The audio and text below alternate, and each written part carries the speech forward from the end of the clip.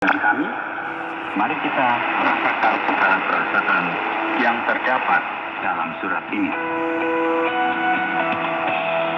Saudara, ketika kita sampai pada surat Petrus yang pertama, kita akan melihat bahwa surat ini dikategorikan sebagai surat umum.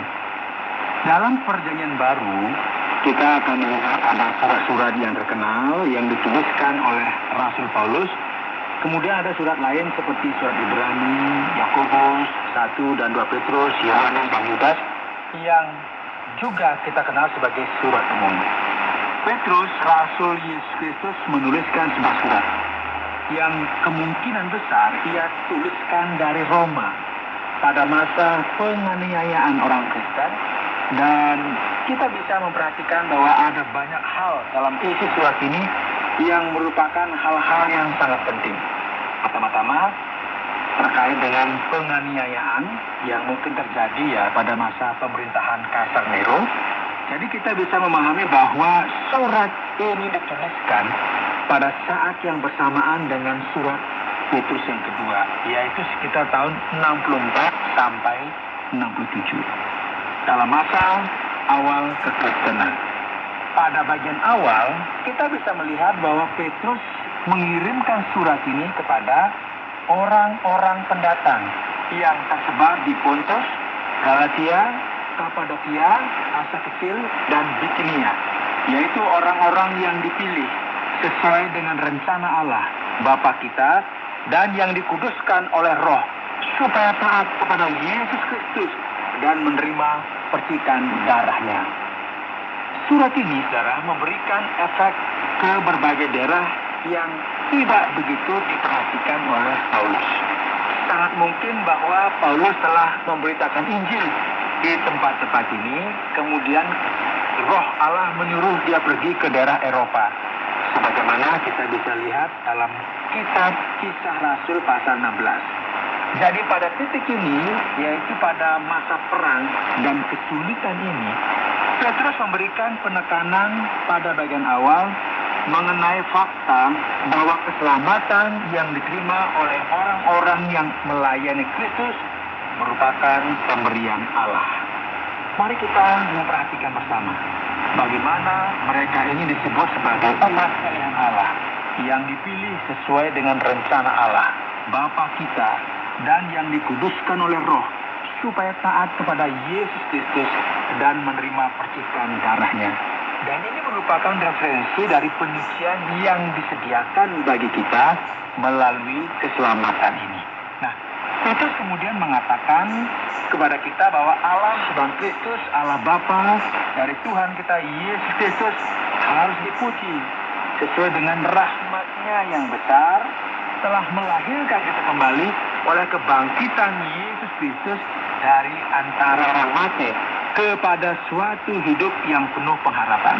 Atau dengan kata lain, Ia memberikan kita hidup yang baru, kelahiran yang baru dalam generasi ini. Dan ketika kita lahir kembali, kita menerima sebuah kehidupan yang baru, sehingga kita kemudian menjadi pewaris Allah kita. Kita menerima sebuah warisan yang tidak akan pernah hilang nilainya. Warisan ini tersimpan di sorga bagi kita, sebagaimana dikatakan dalam ayat 4. Dipelihara dalam kekuatan Allah karena imanmu, sementara kamu menantikan keselamatan yang telah tersedia untuk dinyatakan pada zaman akhir. Inilah mengapa tiba waktunya bagi kita bersukacita, karena kita telah diampuni dan telah dimurnikan oleh Allah. Dan inilah waktunya bagi kita memuji Dia. Terlepas dari fakta yang akan kita amati di sini, konteks penganiayaan menyatakan betapa besarnya penderitaan yang dialami oleh orang Kristen. Inilah mengapa ayat 6 berkata bahwa seketika ini mereka harus mengalami berbagai macam pencobaan. Dan masih saja tidak satupun dari hal-hal ini yang dipahami sebagai sesuatu yang terjadi di luar kendali Allah atau kehendak Allah.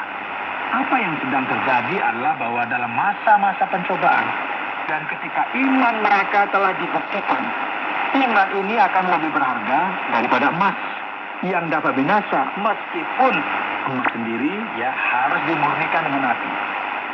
Semua ini akan membuktikan kemurnian imanmu, sehingga kamu memperoleh puji-pujian dan kemuliaan dan kehormatan pada hari Yesus Kristus menyatakan dirinya. Saudaraku, penting sekali perjuangan ini. Penderitaan ini adalah bahwa semuanya ini masuk akal dalam proses keselamatan yang akan Petrus tunjukkan. Bagaimana keselamatan ini cocok dalam perjuangan untuk cobaan yang sedang dialami oleh orang Kristen. Dan keselamatan yang dinyatakan melalui iman ini benar-benar dilakukan dengan iman. Inilah mengapa pasal ini mengatakan hubungan dari hal ini dengan Yesus Kristus. Sekalipun kamu belum pernah melihat Dia, namun kamu mengasihinya. Ya, ini memberikan penekanan bahwa ada orang-orang Kristen yang tidak mengenal Kristus secara pribadi karena tanggal yang ada dalam keluarga kita agak jauh begitu ya. Kamu percaya kepada Dia sekalipun kamu sekarang tidak melihatnya. Kamu bergembira karena sukacita yang mulia dan yang tidak terkatakan. Karena kamu telah mencapai tujuan imanmu, yaitu keselamatan jiwamu. Saudara, keselamatan ini adalah sesuatu yang luar biasa.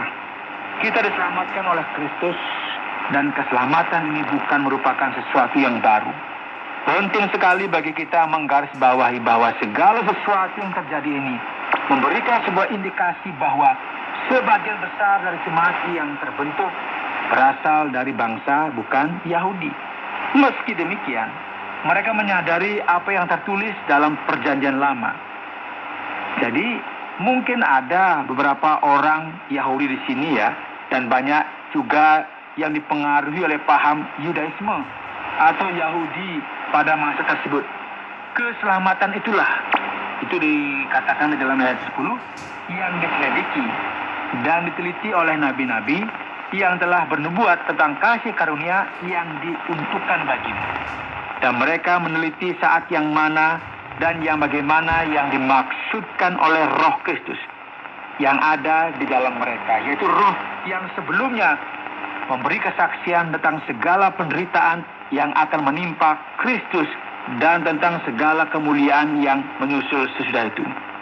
Baik kemuliaan dan penderitaan yang termasuk dalam realitas Kristus dan gereja sesudahnya juga dinubuatkan dalam Perjanjian Lama. Telah dinyatakan bahwa mereka bukan melayani diri mereka sendiri, tetapi melayani kamu dengan segala sesuatu yang telah diberitakan sekarang kepada kamu dengan perantara mereka, yang oleh Roh Kudus yang diutus dari sorga menyampaikan berita Injil kepada kamu, yaitu hal-hal yang ingin diketahui oleh malaikat-malaikat sebagai sesuatu yang sangat istimewa, saudara, dalam menghadapi realita keselamatan ini yang sebagai orang Kristen kita telah menerimanya. Apa yang harus kita lakukan? Siapkan akal budimu, waspadalah, dan letakkanlah pengharapanmu seluruhnya atas kasih karunia yang dianugerahkan kepadamu pada waktu penyataan Yesus Kristus. Hiduplah sebagai anak-anak yang taat, dan jangan turuti hawa nafsu yang menguasai kamu pada waktu kebodohanmu. Tetapi hendaklah kamu menjadi kudus di dalam seluruh hidupmu, sama seperti Dia yang kudus, yang telah memanggil kamu. Sebab ada tertulis, kuduslah kamu, sebab aku kudus. Ini merupakan poin utama dari keseluruhan pasal ini. Keselamatan dan kekudusan.